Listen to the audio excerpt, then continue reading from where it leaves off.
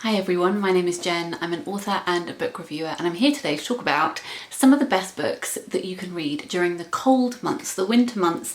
The last video I made was the best books to read in autumn, but here we are because time just keeps on ticking by and I don't know where this year is going. I have made seasonal videos like this in the past, and if you want to find more you can just search my channel for them. I'm going to try and talk about books today that I haven't really spoken about before, and what I've done is I've picked 10 books from my shelves that I've read and loved that I think are great for this time of year, and then I have picked 10 books from my shelves that I haven't read yet but I think would be great to read at this time of year and I would love to read over the winter season if time allows, and we will see how many I actually manage to get to. I do have a few other winter recommendation books to offer, but I'm saving those for my Christmas gift guide video because some of you asked for books set between Christmas and New Year and some set across Christmas itself, so I'll save those for that, and that video will be coming out in a couple of weeks. And if you missed my call out for gift requests over on Instagram, you can leave a comment in the comment section here saying, "Dear Jen, I need a gift for my mum. She likes gardening and witches. What book should I get her?" And I'm going to try and answer as many of those bookish conundrums in that Christmas gift guide video as I can. That's the housekeeping. Right, let's get on to the books. All the books I mentioned I will list in the description box down below. As with the autumn book recommendations, I'm going to mention a couple of children's books, just 2, and I'm also going to mention more beautiful children's books in the Christmas gift guide. So this is When Winter Comes by Ekaterina Trukhan, and I mentioned the autumn version of this in the autumn video, but this is a series of books. All of them are out now, each one named after the season, and it's following a family and the things that they do, beautiful end papers, the things that they do in each season, like helping Dad to clear a path to the shed. And in each book you have to find something on every page. So in the winter one you have to find a little mouse on every page. In the autumn one it was a spider. I can't remember what it is in the other books. Anyway, my daughter loves them. I would recommend them for ages 1 to 4 maybe. I think they're great. And then this one is more for me, not my daughter. She can enjoy it in the future. This is The House with the Little Red Door by Grace Easton. This came out, I think, this week actually, or next week. It's out. It's out just about now anyway, and it's beautiful. It's published by Thames and Hudson, who are also the publisher of my children's books, and they are the publisher of Mouse's Wood by Alice Melvin. And if you enjoy Alice Melvin's books, I think you will like this. So this is about a young girl and a mouse, and this girl lives in this house, and this mouse, this is getting into a tongue twister territory, lives in a tree trunk in the garden and has an epic house. Excuse me, let me show you. It's got some fold out bits in it. So this, how can I show you? Right, this is Mouse's house, and inside he's got all of these rooms, including a cinema. Pretty cool. I would like to live in that house. Thank you very much. Anyway, they're both a little bit lonely, and then they find each other and they find a way to coexist, and it's super cozy, and as you can see, very wintry. I have already bought this as gifts for several people. It would make an amazing Christmas gift for little people in your life. I would recommend that for kids aged 3 to 7. Then we move on to non-children's books. We've got Tiny Moons by Minya Powles, and I have mentioned this before. I don't think I mentioned it in my autumn recommendation, definitely not this year, perhaps in previous years, because essentially what I want from a book in winter is similar to what I want in autumn. I want to do cozy books, crime, horror, and books about food. Those are the ones that I tend to gravitate towards most. Oh, and classics. I have no classics in this pile actually, so an added bonus recommendation. My favourite classic right this second is probably Passing by Nella Larsen, a super short classic that I adore. You can go and look that up if you would like to find out more about it. Anyway, this is a non-fiction book about Nina's time spent in Shanghai and all the delicious things that she ate. And it starts with winter, and I think it ends in winter as well. Yes, it says winter again. The last chapter is called Winter Again. The first chapter is called Winter. This book will make you so hungry. So if you're going to read it on an empty stomach, make sure that you have lots of delicious food in the cupboard or open your Deliveroo account. Then we have got Maggie Nelson's Bluets. This is basically an ode to the colour blue. It's just how she fell in love with the colour and then decided to write a book about it. Or maybe didn't decide to write a book about it. She knew she had to write a book and she just ended up writing about blue, and then professors kept on mocking her for that and she just kept on going. I'll read you an extract. It calms me to think of blue as the colour of death. I have long imagined death's approach as the swell of a wave, a towering wall of blue. You will drown, the world tells me, has always told me. You will descend into a blue underworld, blue with hungry ghosts. Krishna blue, the blue faces of the ones you loved, they all drowned too. I would also recommend the book The Secrets of Colour. Is that what it's called? It's higher up on my shelf. The Secret Lives of Colour by Kezia Sinclair, which is a look at the history of different colours. And actually it'd be really interesting to read that in conjunction with Maggie Nelson's Bluets, if you fancy a book pairing like that. Then two books that I've read recently, so I haven't even spoke about on this channel yet. We've got Someone to Watch Over You by Kumi Kimura. This starts in April, I think, but it finishes in winter and it just gets colder and colder as you're reading it. And it's about two people in Japan, in Tokyo, during the early period of the pandemic. Now, I didn't think I was really ready to read a pandemic novel. So if you're also feeling that, do not worry, because I wouldn't necessarily say that that's what this book is. That's just hovering in the background. Really, it's about two lonely people who aren't seeing other people because everybody is in isolation. And it's about how their paths cross. It's not about hospitals. It's not about anything like that. So I just found this book supremely haunting. I read it over a long period of time. I had to keep on putting it down and picking it up again because I'm listening to a lot of my books this year because I have a 19-month-old, nearly a 20-month-old. That's ridiculous. So I'm doing a lot of audiobook listening during nap times while I'm food prepping and doing other stuff. So I'm not picking up physical books as much. And when I am picking them up, it's just taking me longer to read them. And normally, well, I say normally, often that would hinder my enjoyment of a book because it means that you're removing yourself from the plot for a very long period of time, having to go back to it, reacquaint yourself with everything. Every time I picked this book up, I was immediately sucked back in. It is a very quiet book. It's about, as I said, two characters who are very lonely and then their paths intersect with each other. It's about paranoia, it's about blackmail, it's about worrying what other people think about you and secrets that you have. And I don't know what it was about this book, but I just think it's brilliant and it's definitely going to be one of my favourite books of the year. I don't want to give away too many plot points because there's not a lot of plot in here. It's more about the atmosphere, and I could have read a book twice that length, but I guess the beauty of it is that it is very concise and precise, and I love that about it too. I'm being neither of those things right now, but that's okay. Then this is a book that I was worried wouldn't be good for this time of year, but I just desperately wanted to read it because I love Anne Yu's writing and this is her new book. I think I have recommended her previous two books, Braised Pork and Ghost Music, in previous autumn winter book recommendation videos because they're always quite creepy. Not overtly creepy, but they stay with you for a long time and they always have an uncanny, unsettling feeling about them. But this one is called Sunbirth and I just thought this one might be quite summery, but I thought, never mind, I'm going to read it anyway. I was wrong. This book is perfect for this time of year. Now, I haven't finished reading it, so I can't put a firm stamp of approval on it. I could end up not liking it at the end, I suppose. I don't think that's going to happen. But this is like the opposite of The Age of Miracles by Karen Thompson Walker, which was one of my favourite apocalyptic books when I read it, however long ago, 15 years ago, I think. That's about the earth heating up and it's a climate novel. This is also kind of a climate novel, but it's about the earth getting colder because the sun is disappearing.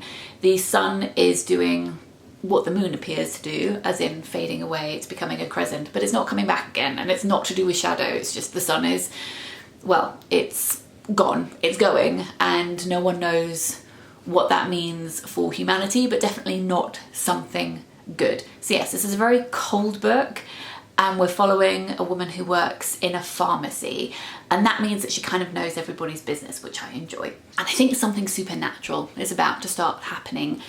These people here, I think that some people with heads that look like the sun are about to appear, and that's giving me like the Book of Strange New Things, or I don't know, which is also a great book to read at this time of year. Books that are apocalyptic, I think for some reason work for now, like R.C. Sheriff's The Hopkins manuscript, which is brilliant, would very much recommend. That is about the moon colliding with the earth.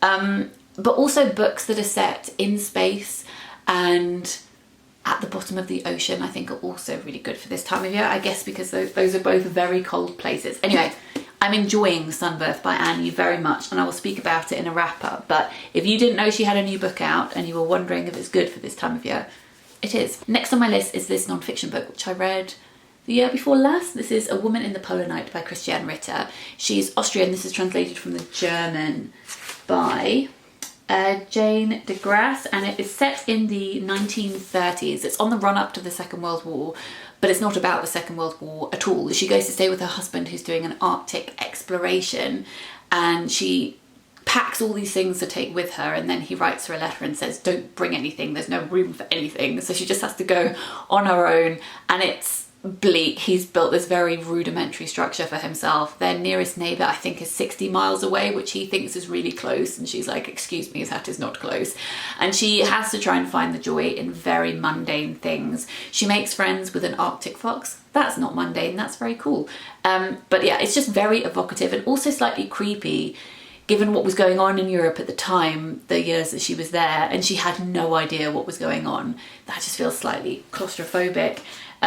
Then, speaking of claustrophobic, a book I read recently is The Land in Winter by Andrew Miller, which, as I'm filming this, is currently shortlisted for the Booker Prize. I read all of the Booker Prize long list this year and made a video about it. If you want to hear my thoughts on those books, I will link that video in the description box down below. This is set in the 1960s in a small rural village, and it's about two couples. The husbands in these heterosexual couples, we've got one who is a doctor and one who is a farmer, and both of the women in these relationships are pregnant. It's about how their paths do or do not cross.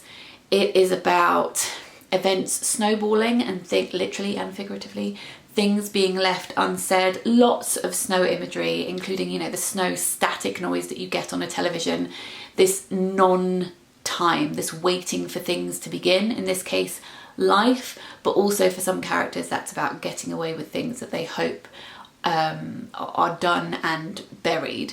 I found it extremely intriguing. It has this real threatening menace to it, which is encapsulated in this amazing imagery to do with a bull. And I will never forget that imagery. The farmer pulls the bull around on a string like a kite. It says that it is swallowed by its own mythology, and it also looks like a grand piano on its spindly legs. That's without me going into the book to find the exact quotes, because I just remember those images so strongly. I'm not sure if it's going to win the prize. I would love it if it did. I think my personal favourite, if you're interested, is Audition by Katie Kitamura, and I also love Flashlight by Susan Choi. But yes, this is gorgeous. My favourite was Sea Scraper, which was not shortlisted, but one of these days I'll get over it.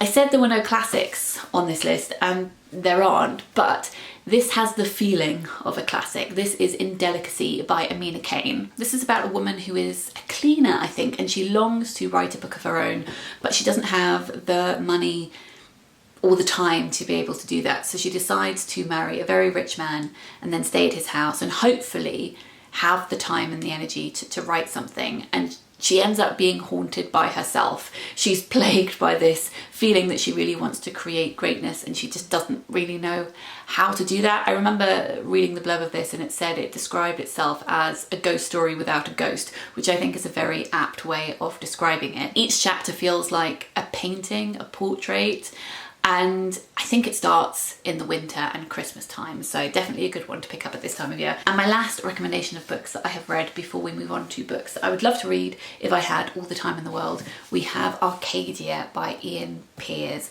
I read this book about maybe 8-9 years ago, and I bought it when I discovered it in the English bookshop in Uppsala in Sweden when I was on book tour there.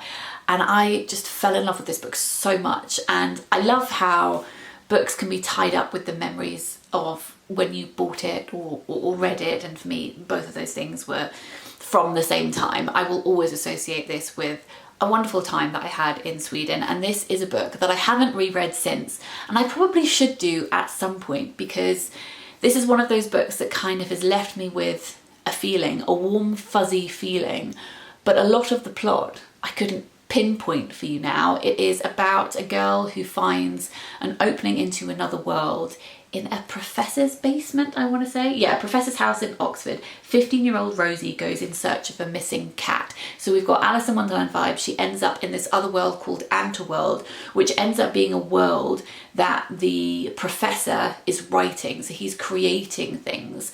So then she is at the whim of his writing because she gets stuck in this world. It's inspired by Narnia. It's inspired by Philip Pullman. It is, if you love his dark materials, and I do, I don't love the Book of Dust trilogy at all. In fact, so much so that I haven't read the last one and don't plan to. But the first three, I love them. I love them so much. And this gave me the same feeling of Lyra, you know, and her Oxford. So if you are looking for something similar to that, then this is something that you need to get your mitts on. It is about time travel as well. Loads of Shakespearean references, a lot of intertextuality in this book, which actually, as I'm saying, I realise might put some people off, because you might think, well, I need to know Shakespeare to get it. You don't. It's just, if you happen to notice those things, I think it gives you the extra warm fuzzies, but it's not something that you absolutely need to know in order to understand what is going on. It's a brilliant, brilliant, brilliant book. And I remember when it came out, actually, that the, I think it's the ebook, the scenes, you can read them in any order and you can travel through it like you're traveling through portals, which I guess is maybe a little gimmicky, but kind of fun. The physical book is obviously not like that at all. I have just noticed that my daughter has woken from her nap, so I am going to have to pause this video here and film the rest of it this evening in darkness. It's going to be cozy. I will see you in 1 second for you, several hours for me. Hello, it's the end of the day. I'm decidedly dishevelled and covered in mud after a fun afternoon in the woods with my daughter. She has gone to sleep. I would like to have some dinner. So let's crack on with the 10 books that I would love to get to if I have time this winter. And then I would love to hear what you're reading this winter, or planning to read anyway. Let me know in a comment down below. Okay, so this one, get this the right way around.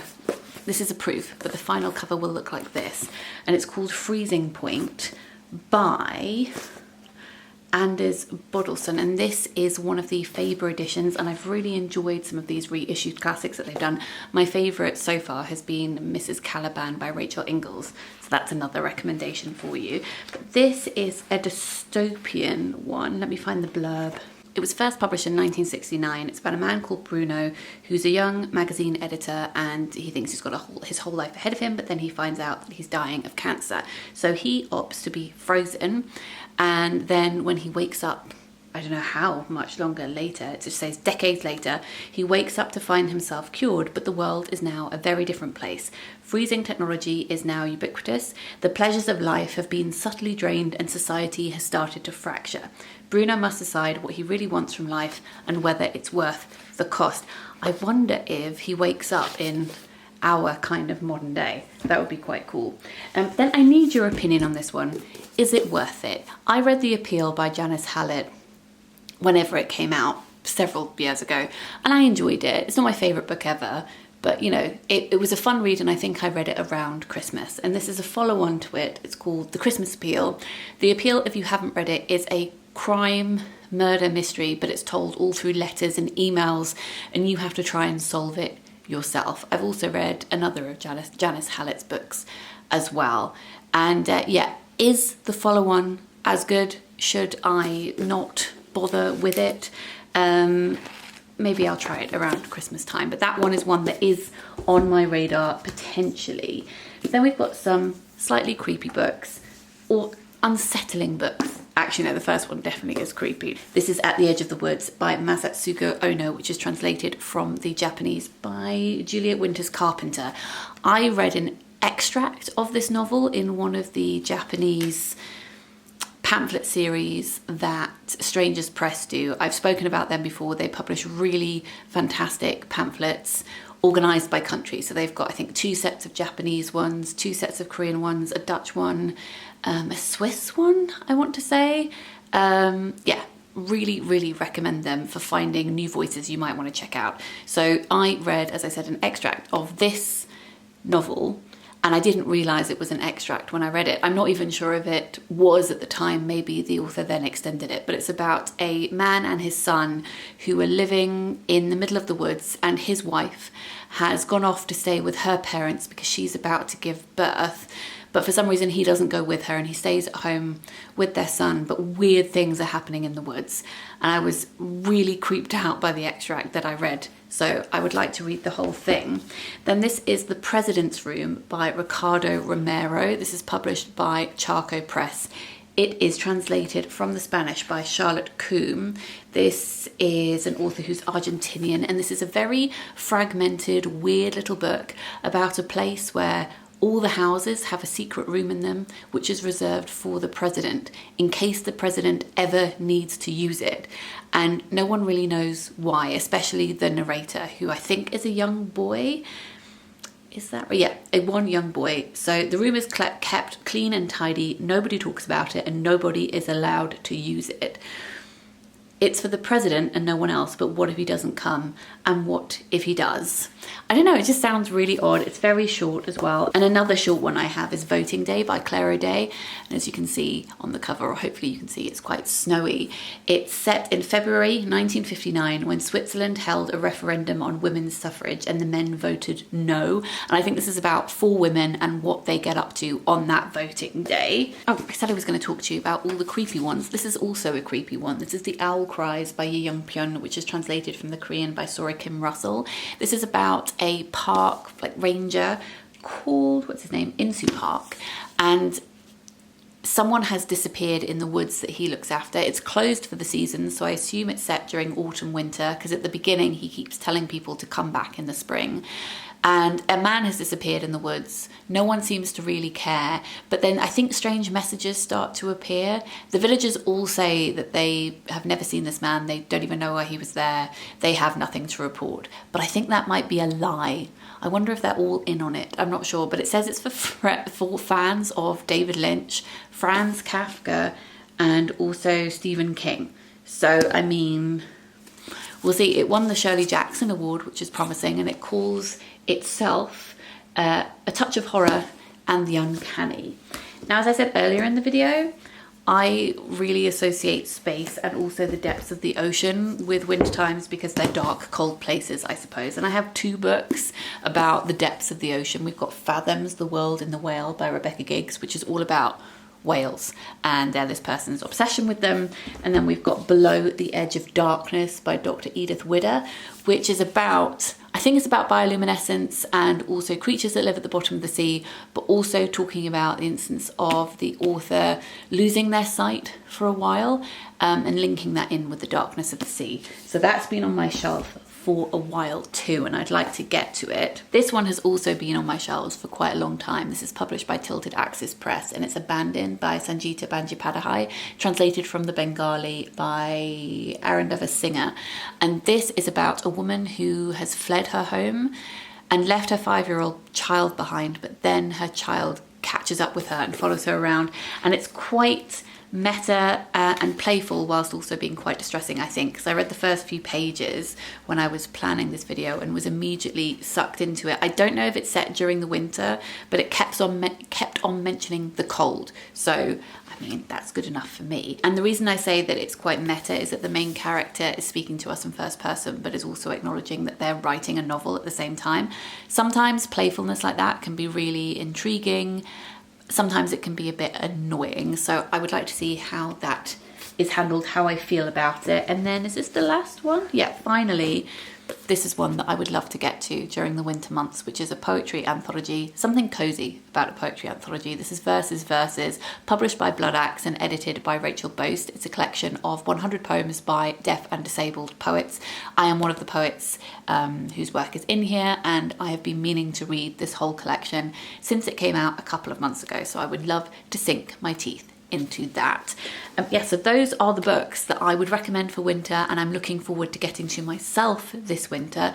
Let me know what your recommendations are as well in a comment down below. As I said, my Christmas gift guide video will be coming your way soon. If you have any requests for that, please do let me know. And I will be doing Vlogmas again over on Patreon, which I have done for the past maybe 5 or 6 years.